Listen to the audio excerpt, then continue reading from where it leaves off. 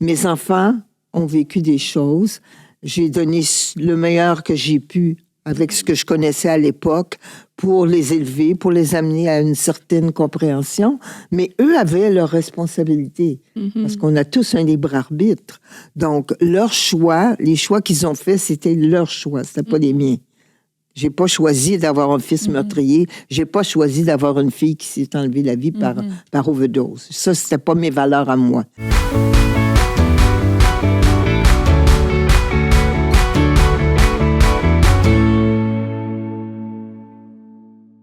Bonjour à toutes. Alors, je vous avais promis un autre témoignage d'une femme très inspirante.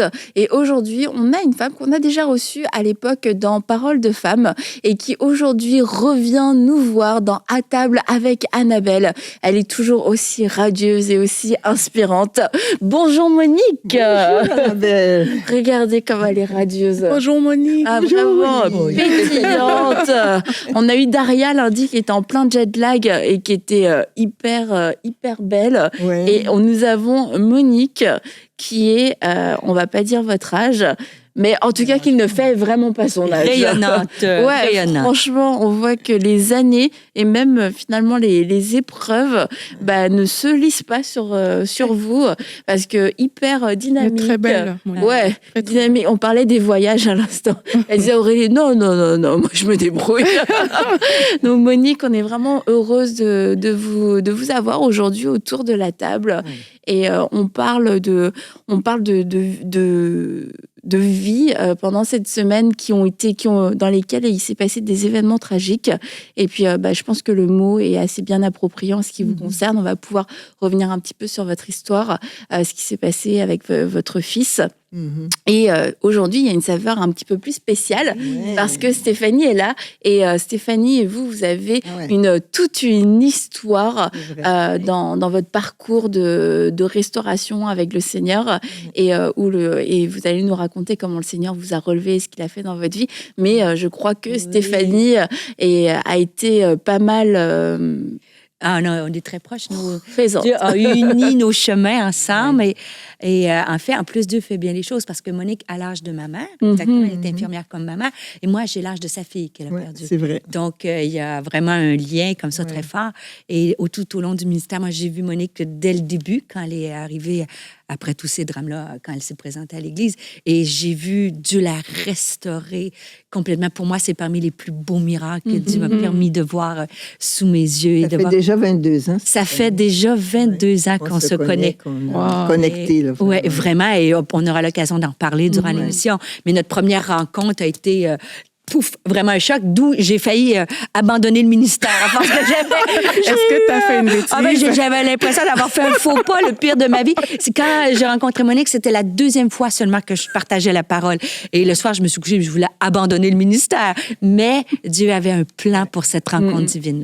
On va y revenir, vous allez nous raconter tout ça. Oui. Donc, pour se remettre un petit peu en contexte, Monique Lépine, c'est un nom de famille qui a été tristement connu, puis qui vraiment, même en France, on a entendu parler de cet événement. En décembre 89, on a entendu parler de cette fusillade à Montréal où plusieurs jeunes filles ont été tuées et par un jeune homme qui s'appelait donc Marc Lépine et qui est votre fils. Exact. Et de là, votre vie a basculé. Il y a eu tout un enchaînement. Donc, je vous laisse du coup raconter. Disons que ce soir-là, je ne savais pas encore que c'était moi, mais j'avais écouté la nouvelle à la télévision, comme tous les Québécois. Et ce soir-là, c'était un mercredi. Pourquoi je le mentionne, c'est que moi, je me rendais toujours à une réunion de prière. J'étais déjà chrétienne depuis une dizaine d'années. Et je me rendais toujours à la réunion de prière. Et ce soir-là, tellement bouleversée par la nouvelle qu'on avait entendue, j'ai demandé à ce que l'on prie pour la maman de ce jeune garçon. Comme quoi, le Seigneur sait ce qu'on va traverser, les coups durs qu'on traverse, mais il vient toujours nous préparer avant. Donc, j'avais besoin de la prière. Puis après, quand je témoigne, beaucoup de gens m'ont dit qu'ils avaient prié pour moi ce soir-là. Même sans savoir. Sans savoir. Ouais, c'est le lendemain soir que j'ai su que c'était mon fils, Marc Lépine. Mais Marc Lépine, c'était pas son nom d'origine. Parce que Marc Lépine, c'est un nom qu'il s'est donné à l'âge de 14 ans. parce qu'il n'y avait plus de contact avec son père. Il n'y en a jamais eu vraiment depuis l'âge de 6 ans. Et lui s'appelait Gamil Garbi à l'origine. Donc, lui a changé son nom, mais il a changé aussi sa personnalité. Mon fils, c'est plus le petit Gamil que Marc Lépine, parce qu'à ce moment-là, Marc ne voulait plus que je le touche comme un enfant. Là, il avait ses réserves et puis tout ça. Donc, mais c'est malheureusement notre nom à nous qui a été mis dans les journaux et au grand détriment de ma propre famille. Ouais. Enfin, disons que c'est ça. Et puis, ça, c'était une des épreuves de ma vie qui était très grande, évidemment. Mais j'ai aussi perdu ma fille 7 ans plus tard par une overdose de cocaïne. Ma fille, vous savez, ne suivait pas le Seigneur comme moi je le suivais parce que Jésus est devenu mon ancrage. Dès le premier moment où j'ai appris que c'était mon fils, je me suis confiée seulement à Jésus. Je me disais qu'aucun être humain sur Terre ne pouvait comprendre la douleur que je ressentais. Et c'est vraiment à Jésus que je me suis confiée dans toutes mes émotions, surtout, parce que c'était émotionnel. Hein? Mes douleurs à moi étaient plus émotionnelles, mais elles étaient dangereuses parce qu'elles avaient des répercussions aussi sur ma santé physique. Mais enfin, disons que quand j'ai perdu ma fille, là je perdais, si vous voulez... c'était très difficile parce que là, mes enfants ont été mon moteur de vie. Parce que je me suis séparée alors qu'ils avaient seulement 3 ans et 5 ans. Et toute ma vie, je l'ai consacrée à mes enfants pour pouvoir les amener à vivre leur propre vie. Et voilà que du coup, 25 ans, mon fils fait ces gestes terribles, me laisse l'odieux des conséquences de ces gestes aussi, hein, parce qu'il y a la honte, la culpabilité qui embarque, la colère, la peur, toutes ces émotions-là sont fortes. Et moi, je dois continuer à travailler parce que je dois assurer quand même ma survie et celle de... Ma fille était quand même plus chez moi, mais quand même, je l'avais quand même dans mon entourage. Et puis ma fille qui, elle, a des problèmes de drogue, ne s'en sort pas. Ça a été un autre combat qui a duré quand même 7 ans. Et puis là, je perds du coup mes 2 enfants. C'est là où je me suis profondément écroulée, en grande dépression, n'ayant plus le goût de vivre. Mais le Seigneur avait d'autres plans pour Parce que moi. vous dites, dès le premier jour, quand vous avez su que c'était votre fils, vous avez mis votre confiance en Dieu. Mais par contre, vous alliez à l'église, enfin, ou en tout cas, vous fréquentiez un groupe, mais vous le disiez pas forcément que c'était vous. C'est-à-dire, dans la petite église où je me trouvais à l'époque, tout le monde me connaissait, évidemment. Mais même à mon travail, parce que j'étais quand même un cadre infirmier, et puis ça faisait 35 ans que j'étais infirmière. Donc, toutes mes collègues, parce que je suis retournée travailler 3 mois seulement après le Polytechnique. Et là, à ce moment-là, tout le monde me connaissait, mais je n'ai jamais parlé ouvertement. Ah, ok, d'accord. Que c'était mon fils, même si je savais qu'il y en avait qui le savaient, là. J'ai jamais parlé de ma situation. Non, elle était privée. Elle a été privée pendant 17 ans. Pendant 17 ans? Oui, 17 ans, je n'ai jamais parlé mais 13 ans après, c'est là où le Seigneur a fait une intervention dans ma vie. Mais c'est venu après un premier voyage en Israël. La première fois où j'ai vraiment eu une visitation, appelons ça visitation, mais c'était plus une conviction intérieure. Ça s'est passé en Israël. J'allais prendre ma retraite pas longtemps après et je voulais vraiment marcher là où Jésus avait marché. Je suis allée en Israël et quand je suis arrivée au jardin de Gethsémani, c'est là où j'ai vraiment rencontré Jésus. Jésus souffrant pour nous, finalement. Et c'est là où le Saint-Esprit m'a donné cette conviction, vraiment une conviction profonde qu'un jour, je témoignerai de son nom. Mais ça ne s'est pas passé dans les médias. Ça, c'est en 99.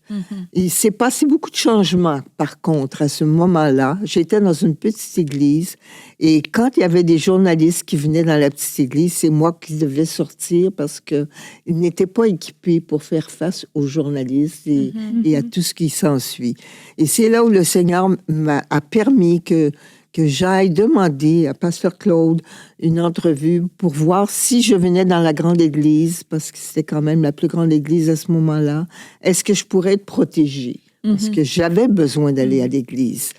Alors, c'est là où ça a commencé. En 2000, j'ai fait ce transfert, mais j'étais incognito dans l'église. Okay. Juste faire une parenthèse, parce que c'est un drame terrible, mais toute la pression médiatique et même familiale. Monique me racontait que dans ta propre famille, c'était difficile d'associer le nom, que le fait que ce soit son fils qui était... Et elle a enterré son fils seul, tu vois. Le papa n'est pas venu, toute la famille avait comme honte. Donc, imagine-toi la jeune fille, quand, avec les problèmes de drogue, c'était la pression. Et à chaque mois de décembre, l'histoire revenait. Si vous êtes au Québec, vous le savez. Donc, tu sais, c'est un drame, en plus d'être humainement, de perdre un enfant. Tu as toute une pression sociale de jugement. Donc, c'est pour ça que la grande Église devait protéger aussi de toutes les... Parce qu'il y a beaucoup de jugements aussi. Même plusieurs années après, c'est encore ça a été un événement qui a marqué le Québec. On en parle beaucoup. Et du coup, c'est comme ça que vous êtes arrivé à Nouvelle-Vie, dans une grande église. Mais là, les gens, du coup, ne savaient plus... Non, les gens ne savaient pas, sauf le pasteur principal, peut-être. Et Stéphanie non plus ne savait pas. Stéphanie, non, c'était confidentiel. C'était vraiment... J'avais demandé la protection, parce que je voulais quand même aller à l'église, mais j'arrivais à l'église, je sortais aussi vite. Mais est arrivé à un moment donné, quand même, j'allais à la prière des femmes, mais je sortais, je voulais pas me faire connaître, tu vois. Mais un jour, moi, quand même, une de mes façons de m'en sortir, c'est que moi, j'aime l'étude. Donc, j'assistais à toutes les conférences qui pouvaient m'aider, tous les enseignements qui pouvaient m'aider. J'ai fait mon cours en relation d'aide avec l'ITF. Pourquoi? Parce que j'avais besoin de connaître. Parce que c'est comme ça que je fonctionne. Mais un jour, il y avait cette conférence sur la gestion de la peur. Et c'est Stéphanie.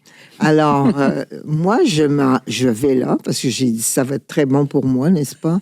Et c'est ce soir-là que le Seigneur avait décidé que je dirais qui je suis à Stéphanie. Oui, ben, il te l'avait dit à toi, mais pas à moi, le Seigneur. Hein? Parce que racontez-nous comment ça s'est passé. La façon que ça s'est passé, c'est qu'elle parlait de la peur. Et puis, à un moment donné, elle arrête sa conférence et elle dit, je vais vous raconter la journée où j'ai eu le plus peur dans ma vie. Elle dit, je travaillais comme biochimiste dans un laboratoire. Et voilà que les policiers viennent. Est-ce que là, à ce moment-là, vous commencez à vous dire, je vois. Oui, écoute, ça a été instantané. Elle dit, là, les policiers viennent, disent, ne sortez pas de vos laboratoires, il y a un tireur fou. Moi, je suis là. J'écoute. Ah, Seigneur, qu'est-ce qui se passe? Tu veux que je dise à cette femme qui je suis? Là, j'étais incertaine encore. Mais effectivement, le Seigneur voulait que je me dévoile à Stéphanie. Mais au moment où elle raconte ça, vous, qu'est-ce que vous... Ah, ben là, j'arrête d'écouter. Je suis dans tous mes états émotionnels. Et puis là, non, c'est vraiment, là, c'est juste la discussion. Quoi, Seigneur, tu veux que je lui dise qui je suis? Tu sais, j'avais pas prévu ça. Hein? Et moi-même, quand je me préparais pour cette conférence-là, moi, vous savez, j'ai toujours mes notes, tout ça, et c'était pas prévu. Et moi, c'est la deuxième fois que j'enseigne. Donc, je sors de mes notes comme un élan. Là, mais tu vois, je me laisse guider, donc je sors des notes. Mais quand Monique vient me voir, mais je vois qu'elle pleure, mais moi, je me dis, mais qu'est-ce que j'ai dit? Et finalement, elle continue l'histoire, voilà. Alors là, la conférence se termine, et là, ben, j'avais quand même une compagne avec moi qui est venue, et je vais devant Stéphanie, je lui dis, écoute, je suis la maman de Marc Lépine. Ouais. Et assez étrange, c'est que moi, j'ai été suivie à l'église par un pasteur, et puis quand je l'ai vu le lendemain, il m'a dit « Qu'est-ce que tu as fait à Stéphanie? » J'ai dit « J'ai rien fait, je lui ai dit qui j'étais. » Mais Stéphanie m'a dit que pendant 4 jours, tu n'avais pas dormi. Ben, parce que moi, j'ai réagi dans ce sens que, merci Seigneur, parce que j'ai parlé des faits, mais de l'événement, je me disais, est-ce que je l'ai blessé? Est-ce que j'ai été maladroite? Tu sais, je me mets dans sa peau, je me dis, c'est son fils, c'est un événement. enfant est dans l'église, puis moi, je déballe ça comme ça, tu vois. Et je te dis, j'ai pas dormi. Moi, je me suis dit, j'arrête le ministère. J'étais sûre, j'avais fait la plus grande erreur de communication de ma vie. Mais honnêtement, c'était merci Seigneur que l'église est confidentielle. Et je me dis, c'est bien qu'elle était protégée, puis que personne m'avait averti qu'elle allait venir à la classe. Donc, je pense que et je sais que c'est vraiment Dieu qui l'a permis. Mais ça m'a pris quelques jours à m'en remettre. Mais après, ce que ça a permis, c'est d'enlever le voile, ce qui fait qu'on a pu entrer en contact, en relation. C'est ça. Comment après vous êtes revenu en contact alors après tout ça? Moi, j'étais à ma retraite. J'étais au début de ma retraite. J'avais beaucoup de temps. J'allais servir à Action Nouvelle Vie. À la Banque alimentaire. À la Banque alimentaire, parce que là, je me disais, je peux servir sans que les gens sachent qui je suis. Tu vois, personne, c'est pas écrit sur ton nom que tu es la mère de Marc Lépine. Mais là, à partir de ce moment-là, moi, j'avais prié le Seigneur. À un moment donné, attends, puis là, on est en quelle année? Là, on est en 2... Mais ouais, il y a eu un autre événement avant. Parce que ça, je suis un peu mêlée dans... Ouais, 2002. Il y a eu une conférence. Ouais, il y a eu... Juste avant ça, c'est que j'avais eu une autre visitation du Seigneur, en 2001. Après Dawson, c'est ça. Parce qu'il y a eu Dawson, et puis Dawson a réveillé toutes mes émotions. Et puis, en septembre 2001, après ce Dawson, là, je suis arrivée à l'église, et puis là, j'étais en miettes, en miettes. Et là, j'ai eu cette visitation de Jésus alors que je ne pouvais plus rien faire par moi-même. Et le Seigneur, qu'est-ce qu'il m'a demandé? C'est étrange comme question. Il dit, qui fait battre ton cœur? Puis dans le fond, c'est vrai. On ne se réveille pas le matin en disant, tiens, aujourd'hui, mon cœur bat. Là, on le prend pour acquis. Mais là, le Seigneur voulait que je prenne conscience que si j'étais là jour après jour, c'est parce que lui voulait que je sois là. Donc, c'est lui qui fait battre notre cœur. Mais j'ai dit d'accord, parce que là, j'avais 2 chemins, la mort, la vie. Je pouvais mourir parce que j'étais vraiment en train de mourir de chagrin. Et là, j'ai dit d'accord, je vais choisir la vie, mais pour aider des femmes qui, comme moi, souffrent en silence. Donc ça a précédé aussi.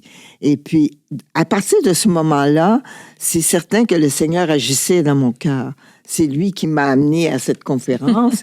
Et là, à partir de ce moment-là, j'ai dit, tiens, j'ai transféré de la Banque alimentaire pour aller à l'église. Je me rappelle, je pense, je faisais 3 jours avec moi. C'est mon assistante. Monique a été mon assistante. J'étais choyée. On a travaillé au moins 7 ans ensemble. Incroyable. Parce que ce qu'elle saute les étapes, c'est qu'on a vu Dieu la restaurer vraiment. Oui. Pendant tous ces moments-là, tu sais, c'était un long... tu sais, c'est normal. Et moi, je la voyais prendre les outils, prendre les conseils, être suivie par l'équipe pastorale et marcher avec Dieu. Et là, on s'est dit, la restauration, elle devient une source de restauration. Et là, elle s'est jointe à l'équipe avec nous. Et vous pouvez vous imaginer comment elle a été une source d'encouragement pour les femmes. Elle rencontrait des femmes. On a sorti des femmes ensemble. On partait les deux dans des voitures, sortir des femmes qui étaient battues dans leur maison. Et on leur amenait l'espoir, puis on les emmenait dans des refuges pour femmes. Je vous épargne, mais on a fait beaucoup de femmes avec alcoolisme, beaucoup. Et le témoignage, bien sûr, moi, j'ai comme la théorie, mais la vie de Monique, son témoignage était une source d'encouragement. Et c'est comme ça qu'on a débuté le ministère de la Femme à Nouvelle-Vie. Et Monique, comme ça. Ben oui. Monique était la première assistante. Oui, c'est comme ça qu'on a débuté. Et la relation d'aide était forte chez nous. Oui, moi, j'ai un sens d'organisation. Monique, elle va dévoiler nos secrets. Vas-y, dis-nous tout, Monique. Stéphanie, elle est moi, je suis un électron-libre. Ouais. Alors, je l'aidais dans ce sens-là, mais les cours aussi. Hein, on a fait beaucoup de cours de restauration. On a enseigné les femmes sur tous les sujets. Oui. Puis moi, ça a été vraiment... Elle prenait mes notes.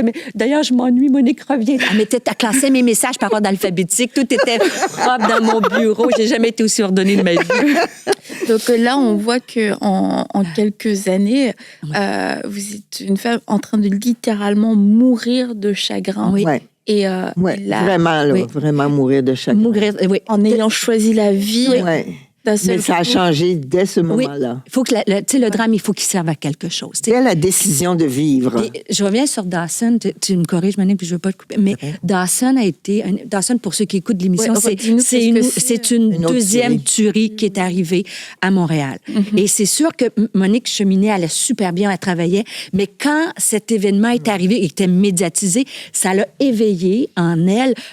le drame passé, ce qui est tout à fait J'imagine normal. qu'on devait beaucoup en reparler. Tout à ce ça. moment-là. Il ressortait On en a toujours parlé parce Oui. que c'était la journée que le gouvernement a décidé que c'était la journée contre la violence faite aux femmes. Donc, Polytechnique. c'est à vie, ça. Tu Ouais. vois? Donc, à partir de Dawson, il y a eu Monique qui aide les femmes de l'Église autour d'elle, mais il y a eu Monique, moi, où j'ai vu, où elle a fait une sortie médiatique. Ouais. Et pendant longtemps, les journalistes qui étaient, il y avait Harold Gagné, le journaliste qui était super gentil, qui voulait que Monique donne son histoire. Mais Monique, je pense que tu n'étais pas rendue. J'étais pas là. prête, non. Et quand Dawson est arrivé, et c'est là que moi, ça me touche parce que, tu sais, quand t'es brisée, elle aurait pu dire, moi, j'ai donné, j'ai souffert, pourquoi aller m'exposer? Mais puis tu me corrigeras, mais ce qui est resté dans mon esprit, c'était, tu pensais à la mère du tueur de Dawson. Puis elle dit, cette femme-là, elle doit vivre ce que moi j'ai vécu, être isolée, être jugée. Puis elle dit, je veux aller l'aider. Et ça a été sa motivation. Et le soir de Dawson, qu'on a ça, j'ai vu Monique dans le bureau, je l'ai laissée. Puis je dis, est-ce que je peux faire quelque chose pour toi? Elle m'a dit, non, je vais être seule. Puis elle est restée dans le bureau à prier. Et le lendemain, je t'ai amené 2 cafés, tu sais, genre de journée qu'on allait. Puis là, je cogne, puis tu sais, habillée tout en mou, en jeans, tout. Tu sais, moi, je me disais, genre, on va faire une journée cocooning, Monique. Moi, j'arrive avec mes cafés, je cogne à la porte du bureau, elle rouvre la porte, puis elle me dit, c'est aujourd'hui que je témoigne. On s'en va à TVA. On appelle Harold Gagné. Et elle s'est rendue à... On était, tu sais, genre, journée, OK, Monique, on y va, là. Tu sais, mais moi, j'étais pas... Puis, tu sais, moi, je faisais, oui, on y va, Monique, oui. Mais je me disais, on y va, c'est là. Et finalement, elle a eu un entretien sur la télé nationale avec justement Harold Gagné. Et quand on est rentré à TVA, tu sentais le regard sur elle, comme si les préjugés, que si ton fils a fait des choses, bien, par le fait même, c'est une femme dysfonctionnelle, par le fait même, c'est une... Et pas du tout. Monique était une femme qui a aimé ses enfants, qui est cultivée. Sentiez ce regard-là oui. arrivant là. C'est très... Jusqu'au jour, tu avais même Pierre Bruno, des journalistes très connus qui étaient là. Et quand elle a pris la parole, tu n'entendais rien sur le plateau. Et là, les gens regardaient puis disaient, oh, wow. Et toute ma vie, je vais m'en souvenir, j'étais derrière avec mes cafés, puis elle a dit, j'aimerais demander pardon. Pas parce que moi, j'ai fait quelque chose, mais au nom de mon fils, à tous les parents et les victimes que mon fils a fait. Et tu as senti comme une compassion. Les gens ont comme vu un autre visage d'un drame qui... Monique, c'est un dommage collatéral parce qu'elle était jugée comme son fils. C'est traité presque comme une criminelle. Qu'est-ce que vous avez fait? Déjà, tu te poses les questions comme mère, mais la société lui mettait... Et en plus de ça, elle a voulu rencontrer des parents, des victimes, des filles qui ont été tuées. Et certains, elle a demandé les rencontrer. Avant qu'on puisse parler peut-être de ça, parce que c'est très intéressant. Fort. Mais pourquoi est-ce qu'à ce moment-là, cette nuit-là, il y a eu un basculement en pensant à la maman, Parce à la que maman du tueur? dans le deuil, tu as différentes étapes. Tu passes du choc, après du déni, après tu veux faire tout le ménage de tes émotions. Ça, j'avais tout fait ça. Mais arrive à un moment donné où tu dois retrouver un sens à ta vie. Et Dawson, ça a été ça pour moi. C'est sûr que j'ai toujours prié le Seigneur parce que je veux suivre son timing à lui. Parce que c'est certain que j'aurais pas été à la télévision avant ça, j'étais pas prête. Mais ce matin-là, ce journaliste-là, ça faisait 2 ans qu'il courait après moi pour une entrevue. Puis quand il m'a envoyé ce courriel-là, j'avais prié la veille après Dawson. Et puis j'avais demandé, Seigneur, qu'il me donne un sens à ma vie. Et voilà que le lendemain... j'avais cette conviction de l'esprit. Ça a été ma deuxième moment fort. Conviction là, que je ne pouvais pas échapper à ça. C'est pour ça que j'étais décidée. Puis je savais que si j'allais à l'église, puis je disais, téléphoner à TVA, que je serais à la télévision la journée même. Et c'est ce qui est arrivé. Puis Stéphanie est venue avec moi. Et sur le plateau, c'était quoi l'atmosphère? J'étais juste avec le journaliste. J'avais l'impression de discuter avec lui, c'est tout. Moi, j'ai pas regardé... Oui, j'étais très à l'aise. Ça a été intitulé « Après 17 ans de silence ».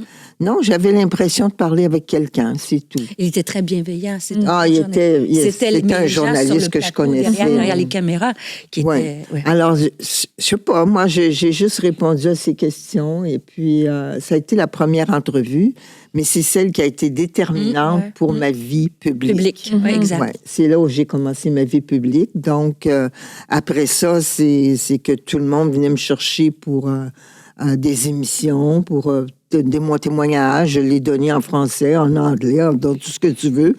Je l'ai donné dans tous les endroits.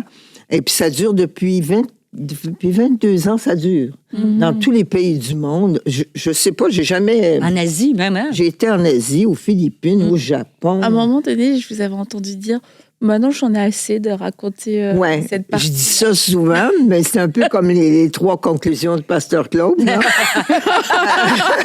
Je dis souvent ça, et puis tu vois, je recommence toujours.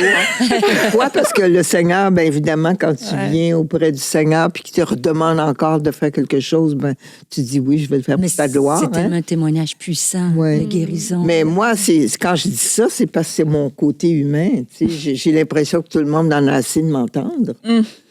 Parce que j'ai l'impression que tout le monde connaît ma vie, connaît mon témoignage. Ça fait 22 ans, je me répète. Si on dit que les personnes âgées sont redondantes, là, je dis, oh là là, je me répète constamment.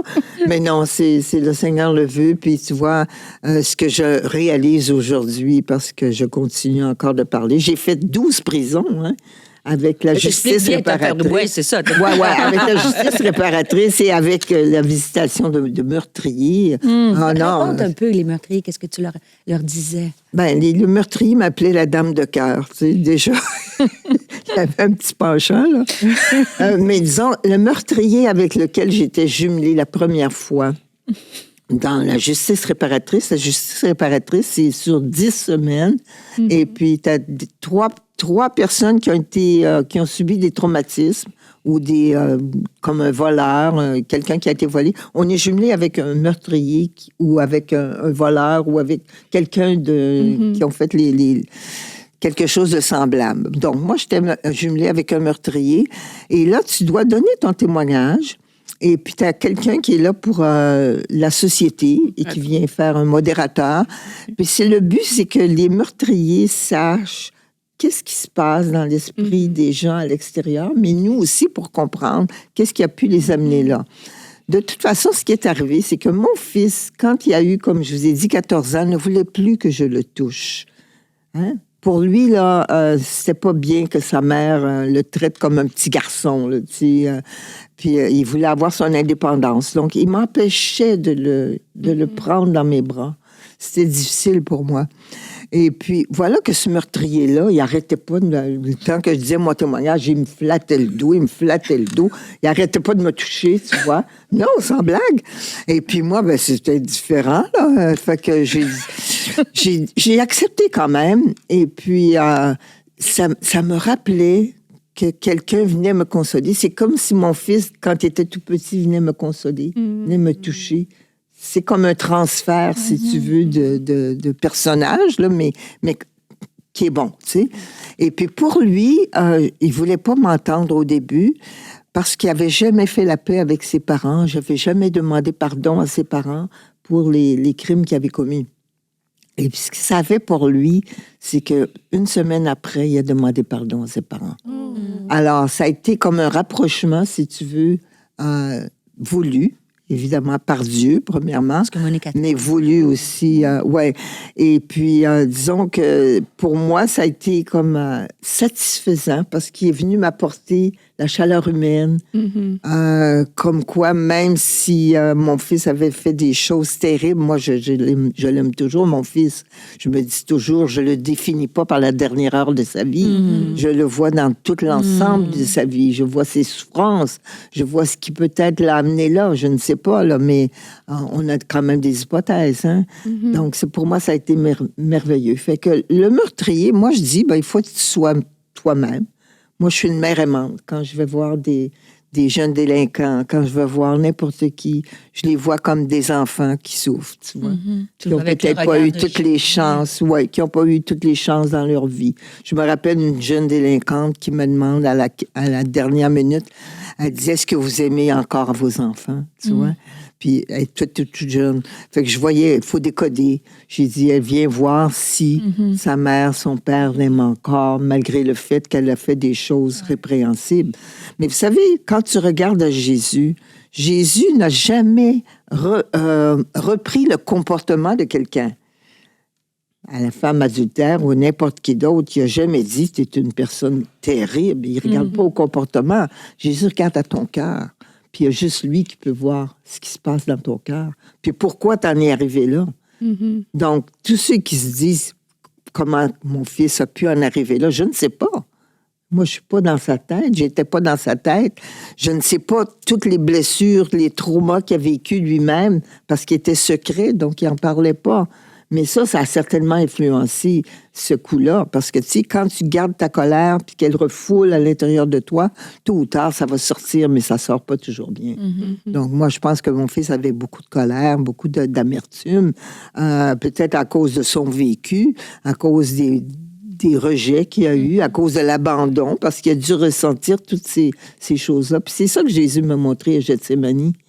On a tous de l'abandon, on a tous du rejet. C'est ça qu'il a vécu pour nous, tu vois.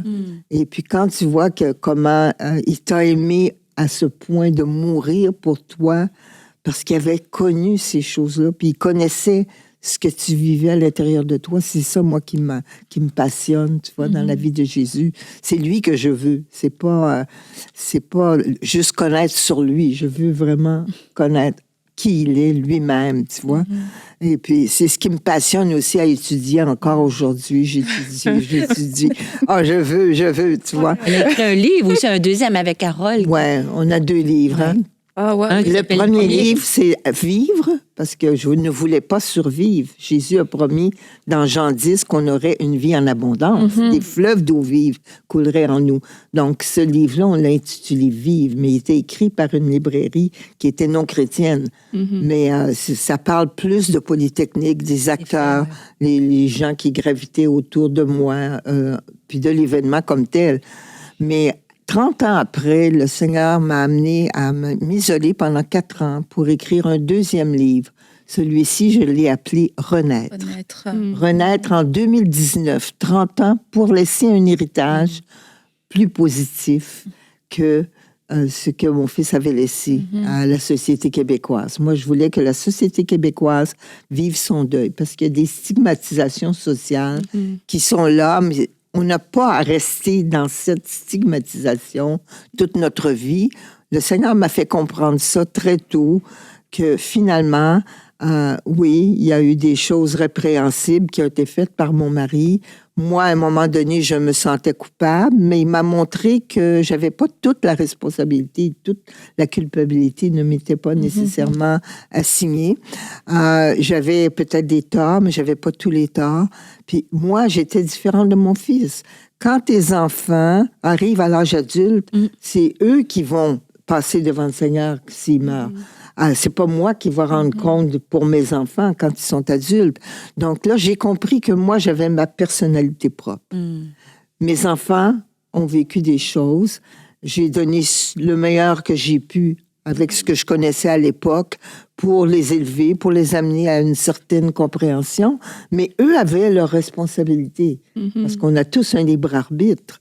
Donc, leurs choix, les choix qu'ils ont faits, c'était leurs choix, c'était pas les miens. J'ai pas choisi d'avoir un fils meurtrier. J'ai pas choisi d'avoir une fille qui s'est enlevée la vie par overdose. Ça, c'était pas mes valeurs à moi. Donc, s'ils ont pris ce chemin-là à cause de leur propre vécu, ben, le Seigneur connaît toute leur vie. Il connaît leurs blessures, comme il connaît pourquoi ils ont fait ça, je sais pas. Mais moi, j'avais une autre personnalité. Moi, j'étais au Seigneur. J'appartenais au Seigneur quand même depuis 10 ans quand c'est arrivé, ça. Et puis moi, le Seigneur m'a fait comprendre qu'il me consolait pour que je puisse consoler d'autres. Et une chose que toi, tu m'as dit quand je t'ai vue, parce que quand je regarde, j'accompagnais Monique, le pourquoi. Ouais. Tu sais, Monique, je pense qu'en une période, c'est pourquoi je vis tel événement. C'est pas obligé d'être un drame comme Monique elle a vécu, mais comme mère, comme femme, que ce soit célibataire, mariée, mère, des fois on vit une tragédie, on dit pourquoi je vis ça, pourquoi je vis ça. Et Monique m'a appris que le pourquoi c'est une perte de temps. Ouais. Parce qu'il y a des choses qu'on n'aura jamais. Elle n'aura jamais la réponse sur cette terre. Elle l'aura au ciel. Et peut-être, du témoignage de Monique, moi, je l'ai appliqué dans ma vie. Quand tu vis des choses difficiles, j'essaie de ne pas me dire pourquoi si, mais Seigneur, que je puisse utilise ça pour que je sois une source de consolation et pas perdre notre énergie à comprendre des choses on n'a pas la réponse. La Bible nous dit qu'on comprend partiellement certaines choses aussi. Donc ça m'a inspiré beaucoup. Oui, puis le pourquoi, moi, je l'ai quand même vécu à un moment donné, mais le Seigneur m'a fait comprendre que les humains veulent se justifier, ils veulent un coupable. Puis dans le fond, on ne sait pas, hein? Moi, je ne sais pas pourquoi mon fils a fait ces choses-là. Job ne savait certainement pas pourquoi il souffrait non plus, hein? Puis dans le fond, Dieu n'a jamais dit à Job pourquoi il avait souffert. Donc, c'est une question inutile. Par contre, à un moment donné... Ceci dit, Daria, lundi, nous a dit, c'était par bon sens, je ne pose pas ce genre de questions. Oui, c'est vrai. Mais par contre... Monique le dit un peu plus... je suis un peu direct, c'est vrai. Un peu moins qu'avant. Mais à un moment donné, c'est qu'il faut que tu changes ta question. Et le Seigneur m'a fait changer ma question par qu'est-ce que je peux faire maintenant avec ce qui me reste et comment je vais le faire. Et à partir de là, tu prends des actions concrètes, mais très simples. Moi, la première chose que j'ai faite pour changer, c'est un travailleur social qui m'avait aidé dans ça, puis il dit, qu'est-ce que tu aimais faire avec tes enfants? Ben, j'ai dit, moi, j'aimais jouer au Scrabble, parce que j'aime les jeux de mots, et j'aimais ça quand ils venaient manger le soir, le samedi soir, puis on jouait au Scrabble, puis on avait du bon temps. Mais il dit, qu'est-ce qui t'empêche de le faire maintenant? Alors, j'étais allée m'inscrire à un club de Scrabble. Elle est redoutable au Scrabble. Parlez-à mon fils Jérémy. J'ai fait ça pendant 6 ans. Là, hein. Et puis, par la suite, j'étais tellement nerveuse le premier soir que ma voiture, mon moteur roulait encore, puis j'avais laissé mes clés à l'intérieur. Puis c'était sous clé.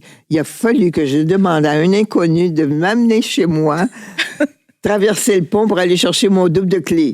C'était comme ça, là, tu sais. Mais j'ai fait ça. Mais c'est quoi? Personne ne me connaissait à l'époque. Mais moi, je savais que je faisais ma thérapie. Et puis, j'ai joué au Scrabble. Et puis, vraiment, j'aimais ça. Mais à un moment donné, j'ai changé. Maintenant, je joue avec l'ordinateur. C'est bon. Ouais. Ça me prend ma petite partie tous les jours. Je suis sûre qu'elle gagne sur l'ordinateur. Des fois. Pas toujours. Mais en tout cas, c'est ça. Fait que c'est des gestes concrets. Comme une autre fois, je me rappelle 3 mois après, quand je suis revenue chez moi, j'avais peur la nuit. J'avais des angoisses. J'avais l'impression que mon fils venait me rentrer un couteau dans le cœur. Parce que je vis seule. Hein? Et puis, j'avais ma lumière allumée. Puis le Seigneur me demande, est-ce que tu penses que ta lumière allumée change quelque chose à la situation? Tu vois, dans le fond, on est irrationnel hein, quand on a peur. Alors, il me dit, ferme ta lumière, je vais t'endormir. Simple comme ça. Des choses très, très simples. J'ai éteint ma lumière. Mais la chose, par contre, c'est qu'il faut t'obéir à Dieu. S'il te demande quelque chose, tu dois obéir, tu vois. Aussi simple que ce soit, j'ai éteint la lumière. Et après ça, je me suis endormie dans ses bras. C'est vrai que j'ai bien dormi ce soir-là. Mais c'est des choses tellement simples. Mais il faut être à l'écoute. Puis, une autre chose que j'ai apprise aussi, vivre un jour à la fois. Parce que la grâce, les gens disent, comment tu fais pour vivre? Mais tu peux pas le savoir. Tu n'as pas la grâce d'État. Tu n'as pas la grâce que le Seigneur donne à celui qui souffre. C'est chaque matin que ça vient. On se réveille. Ouais, mon cœur bat aujourd'hui. Dieu veut que je vive. Alors là, tu es là. Et quelle que soit la chose qui arrive, les gens avec qui que tu rencontres, tu le fais pour la gloire de Dieu. Alors, à ce moment-là, c'est toujours beau. Fait que tu trouves ton contentement dans ça. Est-ce qu'aujourd'hui, c'est encore une décision à prendre pour vous tous les jours? Chaque matin, parce que moi, des fois, le matin, je me lève, puis je voudrais donc rester couché. Je voudrais donc partir, tu sais. J'aimerais ça, des fois, m'en aller, tu vois. Pourquoi? Parce que c'est pas facile de vivre, hein? Écoute, à 86 ans, là, Elle l'a dit. Mais elle l'assume, je l'assume, mais des fois, t'as des petites douleurs, puis tu dis, oh non, j'aimerais ça rester assis, là, puis m'en aller, tu sais. Mais c'est pas ça. Tu sais, le Seigneur te redonne, parce que il y a un verset que je me dis toujours tous les matins, c'est que dans Isaïe 40, le Seigneur renouvelle nos forces. Ah bon, il renouvelle mes forces. Mais des fois, ça prend 1 heure ou 2 avant que je me lève. Mais une fois que je suis partie, ça va. Mais une autre chose, je ne mets jamais plus qu'une chose par jour à faire. Parce que je respecte mon rythme. J'aime pas le matin, moi. Le matin, j'aime ça prendre mon temps. Est-ce que je le comprends? Oui, Alors, pourquoi changer nos habitudes? Le Seigneur m'aime autant, même si je lis à midi que si je lis à 7 heures. Oui. Mais en tout cas, j'aime ça et puis je prends mon temps. Il y a plein de choses à dire encore. Par jour? Oui, une obligation par jour, pas davantage. Mais tous les jours, vous faites quelque chose. Oui, c'est ça. Ne serait-ce que ma marche. La marche, l'aquaforme, la piscine, le témoin. Elle témoigne encore. Venir ici comme conférencière, on peut l'inviter partout. Elle te me donne j'ai encore dimanche dernier. Quand on dit partout, c'est littéralement partout. Oui, parce qu'elle arrive de voyager. Oui, je voyage. Moi, j'aime les voyages. Le Seigneur te prend avec ta personnalité, avec tes goûts aussi. Avouez que des fois, on peut vivre les pires drames. Regarde, c'est être rayonnante, aimer la vie, puis il y a toujours de l'espoir avec ça. Des fois, on pense que c'est terminé, mais il y a toujours de l'espoir. En tout cas, une chose est malheureusement terminée, c'est notre émission d'aujourd'hui. C'est passé tellement vite. Merci Monique, merci d'être venue partager. Et nous, on ne se lasse pas d'entendre votre histoire. C'est vrai qu'il y a une partie de l'histoire qui est la même, mais pour l'avoir entendu de votre bouche déjà, et d'avoir entendu aujourd'hui une partie de votre nouvelle histoire, c'est frais à chaque fois. Parce qu'on voit que c'est pas un disque où on réécoute la même chose. Parce que vous-même, en fait, vous changez au fur et à mesure du temps, vous vous bonifiez. Et je trouve ça hyper rafraîchissant. Et on veut bien vieillir quand même comme vous, avec un amour aussi frais aussi pour le Seigneur, une soif encore d'apprendre et de grandir, et puis être prêt à se soumettre, à obéir au Seigneur. Avec des enfants spirituels. Une maman spirituelle. En tout cas, vous êtes belle, toutes les deux. Pour cette dire. Eh bien, merci beaucoup, Monique, d'avoir été avec nous. Et puis, on se refait ça. On se refait ça le matin. Ça marche. Ça va arranger Aurélie. Donc, on va se retrouver vendredi. Oui. Vendredi, on a encore une belle histoire. Un beau témoignage. Donc, merci les filles d'avoir été avec nous. Merci Monique. Bye bye.